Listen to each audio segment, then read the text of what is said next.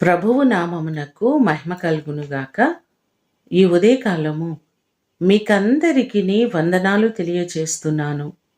ఈ దినము మిమ్ములను బలపరుచు దేవుని మాట, నీవు సమృద్ధి గల చోటికి మమ్ము రప్పించియున్నావు. కీర్తనలు 66వ కీర్తన 12వ చరణం. మన దేవుడు మనకు సమృద్ధిని అనుగ్రహించేవారు, ఆశీర్వాదకరమైన జీవితాన్ని అనుగ్రహించే గొప్ప దేవుడు ఆయనే.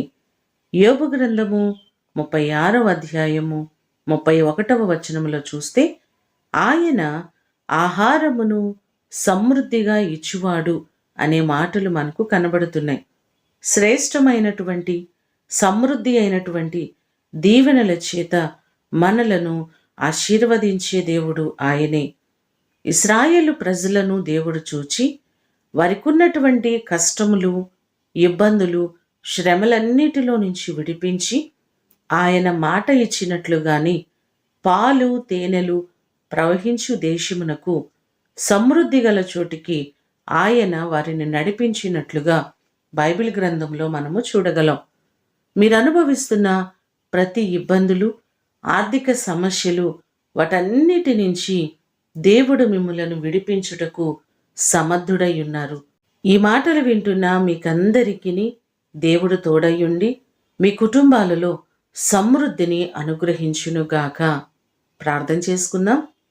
పరిశుద్ధుడు అయిన తండ్రి, మీ ప్రశస్తమైన పాదములకు వందనాలు ప్రభువా. నీ కృపచేత ఈ దినము కొరకు మీకు కృతజ్ఞతలు తెలియజేస్తున్నాం. మా ప్రియులెల్లరినీ మీరు జ్ఞాపకం చేసుకుని ప్రతి వారిని మీరు ఆశీర్వదించండి. వారి కుటుంబాలను దీవించండి. వారి కొదువలను, కొరతలను సమస్తమును తీర్చి కుటుంబాల్లో ఆశీర్వాదమును, దీవెనను మీరు అనుగ్రహించండి.